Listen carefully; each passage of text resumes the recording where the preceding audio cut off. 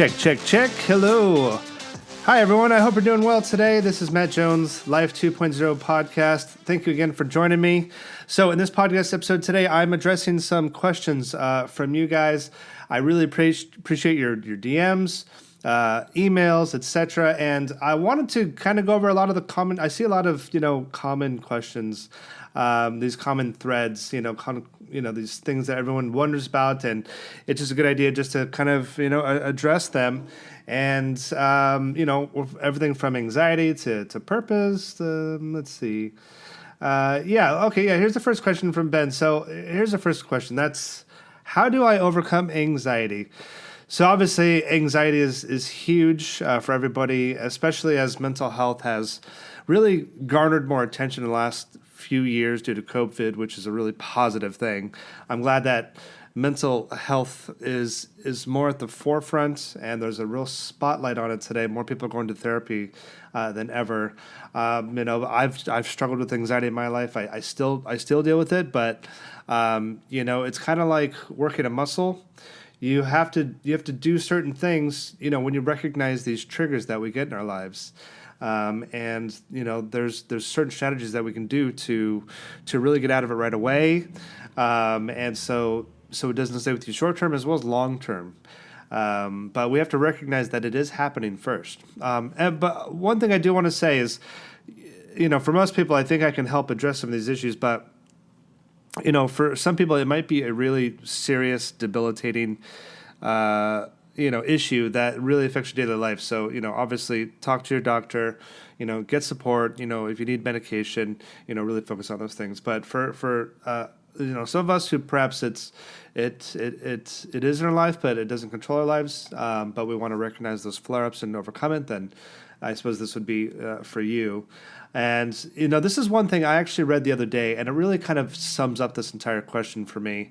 And it's a quote from Mark Twain, and the quote reads, "Some of the worst things in my life never even happened." Let me read that again. "Some of the worst things in my life never even happened." And this is such a prolific quote, right? Because anxiety, it's emotional and it's psychological, and often it's created by ourselves in our heads. We are the purveyors of the anxiety most of the time. We're worried about something that we have coming up for work. We have something coming up, in our personal lives. I don't know, maybe an event, and we blow it up. Maybe we need to do a speech, maybe speaking in public. That's something that has been debilitating for me in my life. I know that. And the anxiety builds and it builds and it builds and it builds. And then I'm thinking about this thing that's happening in a week, and I wake up every day thinking about it, and I'm in a cold sweat. And, we build it up, we build it up, we build it up. And then the event happens, and then what happens? It was no big deal. But you spent that week suffering. So that is what this is addressing. I think this is something to focus on for you guys that'll really help, is really learn to reframe these thoughts. Like, why am I so afraid of this? What is triggering me right now? Why do I have so much anxiety? That's not a big deal. And, everything's going to be fine. And I found that when I've studied this of my own body talking to me, and I've reframed it in my head, and like, say I'm prepping for a business meeting, one of the best ways is to overcome anxiety. Like, for instance, if you have an important business meeting and you need to run the meeting, is that you come prepared. I think one of the reasons for anxiety for me in the past is maybe going to meetings where I didn't feel prepared, and I was the one who had to speak, and I didn't feel like I had my shit together, so I would study, and I'd really get my stuff together, and then I would feel good going into my meeting because I knew everything I was talking about. I had my main points. I had references, prepared with a PowerPoint, all these things. So I know for me, that's what it was. But it's just so important to realize in your daily life, we build these things up. And if this can help you as well, thanks again, Ben, for your question. If this helps you, one of the most important things to remember is that in life, someday we're all going to die, okay? You really have nothing to lose. There's really no issue to be there's no reason to be anxious. And I know that's easier said than done. I don't want to minimize it. But think about these things. One day you're going to die. You're going to be dead. You won't be around anymore. And that's it. Like, literally, if you think of our day-to-day problems that we're thinking about today, it's really not that big in comparison to life, the universe, and someday that we're not going to be around.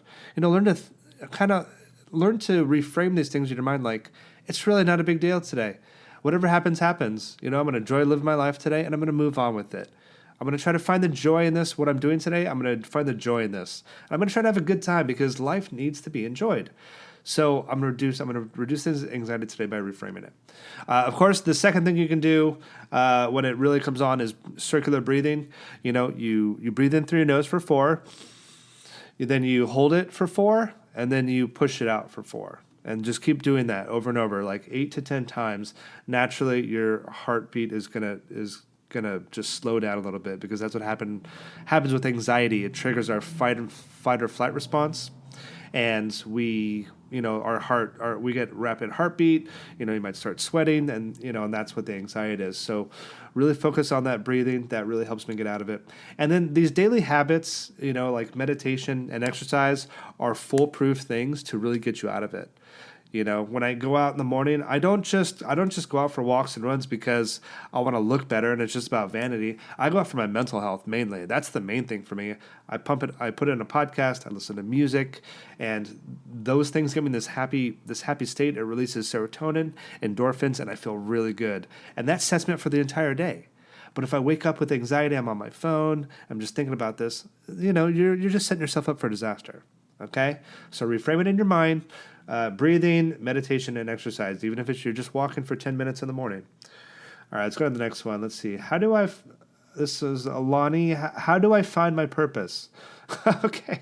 Well, yeah, that's a very loaded question. Thank you very much for that, Alani. So I've talked about this before in another podcast and on my blog, but it's such a loaded question. How do we find our purpose? The main thing that I want to say about this, the first point, is that you don't find your purpose. Perhaps it's just semantics. It's something we say, I suppose, but you don't really find it. I truly believe that purpose is created.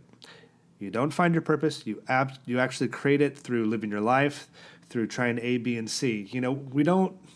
We can't find our purpose if we sit on the couch all day and we watch Netflix.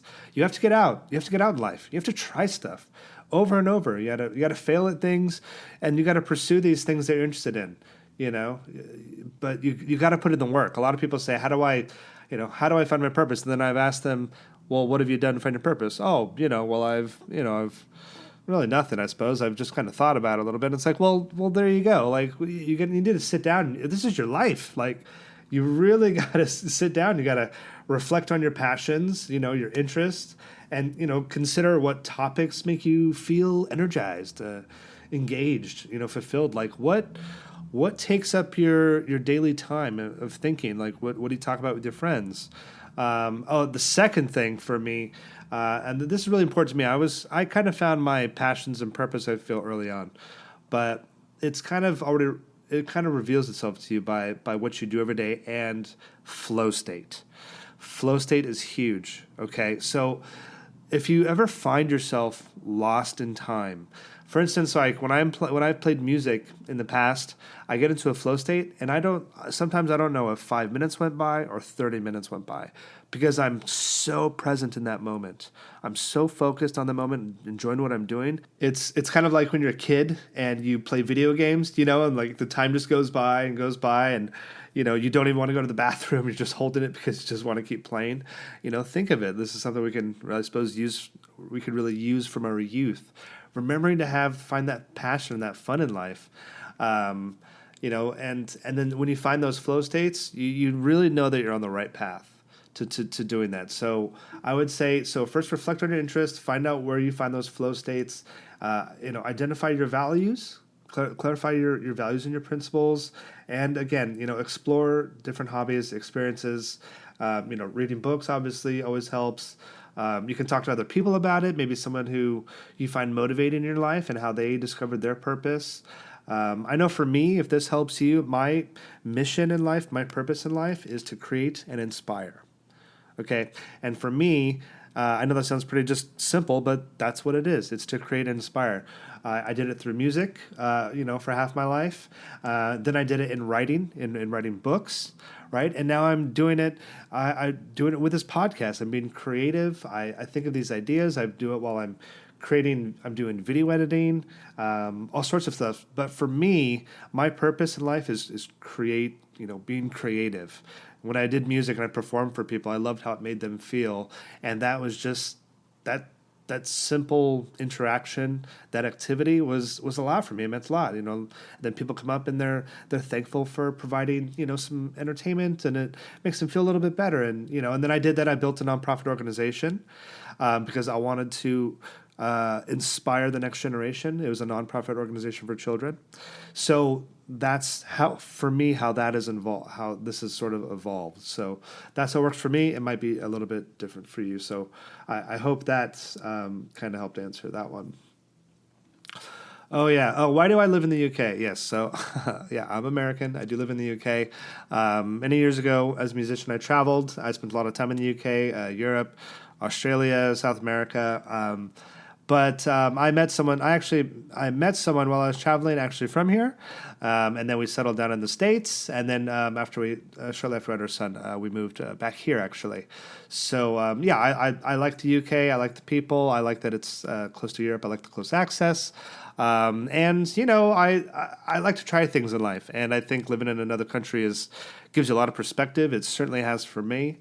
It's been really nice. How can I lose weight? Okay, lose weight. Well, it's summertime, exactly. Everyone's trying to lose weight, aren't they? We're trying to get that Christmas weight off. I still am actually right now. So this is really relevant to me right now. So I've consistently lost weight over the last 10 years, really well. When I was younger, I was a pretty naturally just skinny guy, athletic, fast metabolism. I never had to worry about it. But, after 30 years old, you can't do that anymore. But the things that have worked for me, I do have this on my website, life20movement.com. Not to be, too promoting, but I do have this if you guys are looking to lose weight. The things I do, I stick to the ketogenic diet.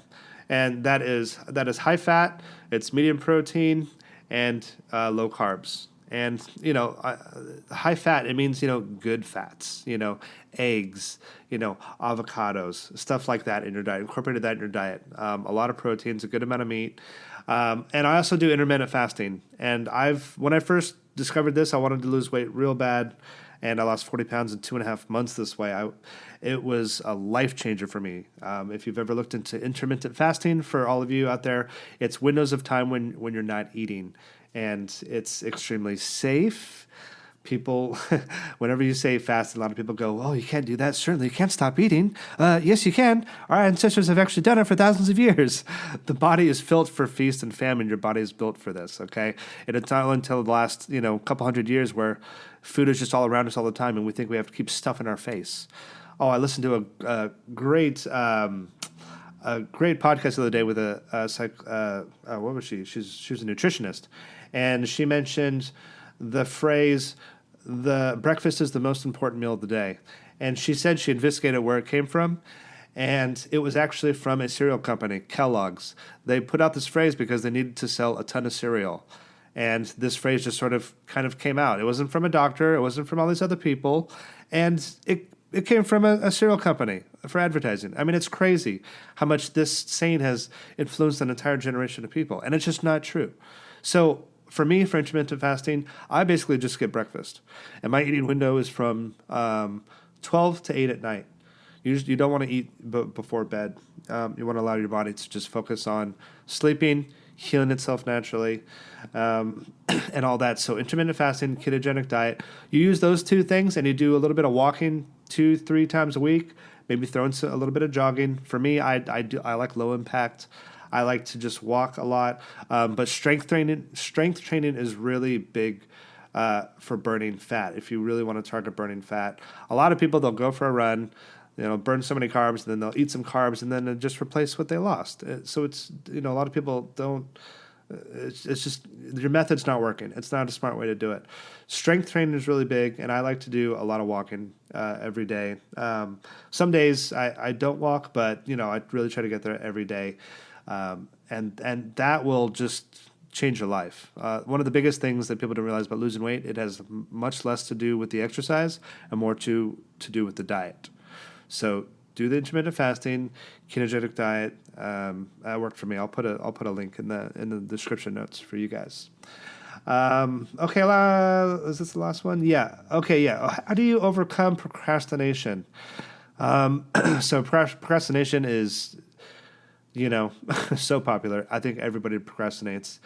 For us now, today in 2023, we have every reason to procrastinate. There's with technology and our phones. I mean, there's just so much to distract us. So realize that procrastination it's a habit. Okay. Procrastination is a habit. When you're looking at your phone, scrolling on it all day, looking at stuff that's not really relevant, first thing is monitor your habits for your phone, even if you need to put it in another bedroom when you go to sleep. Or, often we get into the habit of waking up in the morning and just get on our phones. I know I've certainly done that many times. Before bed, we're checking our phones. Like, we just got to get off our phones. But the second thing for this, I've called this the motivation trap in the past. We often wait to get motivated to do stuff, right? And then, we think, oh, if I'm not motivated, I don't want to do it. And then we just don't do it. But motivation doesn't just happen that way. Maybe you might listen to a podcast like this, and you might get really motivated, but then you'll go away for 10 minutes, get on with your life today, and then you just won't do it. So forget motivation. Motivation doesn't matter, okay? When you start taking action and you see these little successes, the motivation comes later. When I go out, I'm going to go out and take a walk, and I'm going to work out outside and do calisthenics. I'm not motivated to do that. I'm not looking forward to it. I think I know that there's benefits, but I'm not really looking forward to it. But when I get out there and then I'm feeling good and I come back, I feel amazing. And then that's where the motivation comes. So you got to think of motivation coming later. Okay, it's a compound effect after you keep taking action and little action and little actions and little actions. And that's what does it. So, and the third important thing that a lot of people overlook is that, why are you procrastinating? What's the goal that you want to achieve? You want to get to this goal. You want something. You want to achieve it. But you're not actually, is it really inspiring to you? Are your goals, those things you want to achieve, are they actually inspiring you? Or is it something that you think you want in your life that maybe you actually don't? Oh, well, I want to achieve this amount of money so I can get this car. Well, so you achieve the goal, you get that car. After a week driving the car, it's not really going to be a big deal. Is that really going to make you happy? That's not really an inspiring goal. Oh, so you want this big house. Okay, so you got the house, you're in the house, and months go by, and it's not really a big deal anymore. You finally got that goal, and then you feel empty. You can talk to millionaires, people who've made their goals, and they finally got the thing that they wanted, and then it didn't make them happy. Because we're attached to these things that don't really matter. They're a little superficial, right? Happiness doesn't happen after, getting these superficial things, right? Happiness is a daily habit, all right? This is just to go off on a tangent on happiness really quick. Happiness isn't something that is achieved, okay? You can't think of it like a task, okay? Like, when I finally get this, I'll be happy. When I finally get this, I'll be happy. When I finally meet that person, I'll be happy. Happiness is a daily attitude, all right? Really focus on cultivating gratitude every day. What are you thankful for?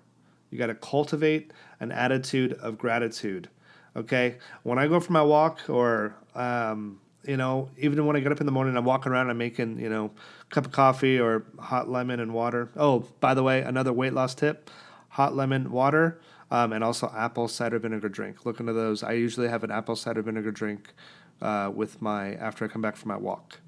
And I put cayenne pepper in there, some garlic, lemon juice, water, mix it all up. It's really good for you for immunity and losing belly fat. Sorry, so many tangents today, but this is good. I like these Q&As.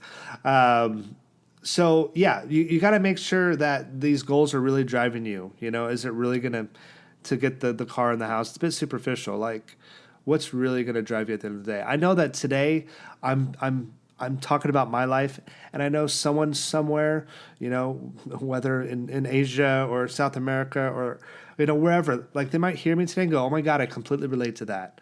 And today I'm going to try this. And I know that that one person will change their life today.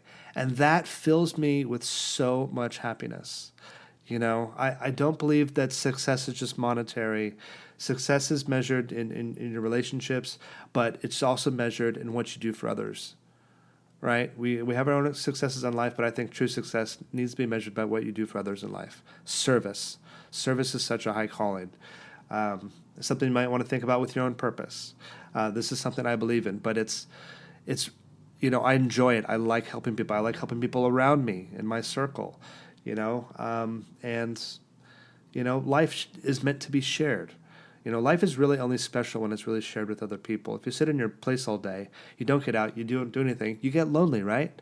But when you get out with people, you see them, you talk to them, you smile, you hug, you talk about life, that makes life more fulfilling, to live in. So you got to really figure out, why are you procrastinating? Maybe those goals aren't driving you enough. So I hope that helped you guys today.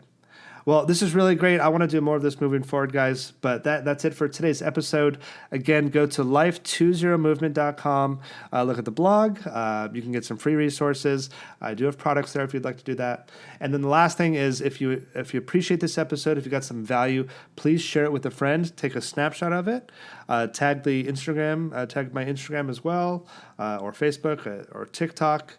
And also, it would be really amazing if you want to become a monthly supporter of the Life 2.0 podcast. I want to get some more guests on here, and I really want to get in 100 countries. We're currently in 63. So, if you want to become a monthly supporter, that would be awesome. I'll put the link in the description if you guys want to help me a little bit more. So wish you guys lots of love.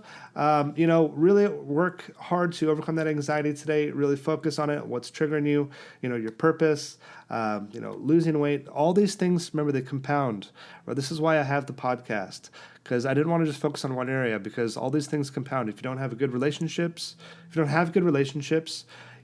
affects, so many parts of your life. If you don't have good health, that affects your career and how you can make money. Because if you have no energy to make money, you're not going to make money. And this, it's all compounding. So you really want to focus on many areas of your life here. So, that's it for me today. Lots of love, guys. Till next time. Bye-bye.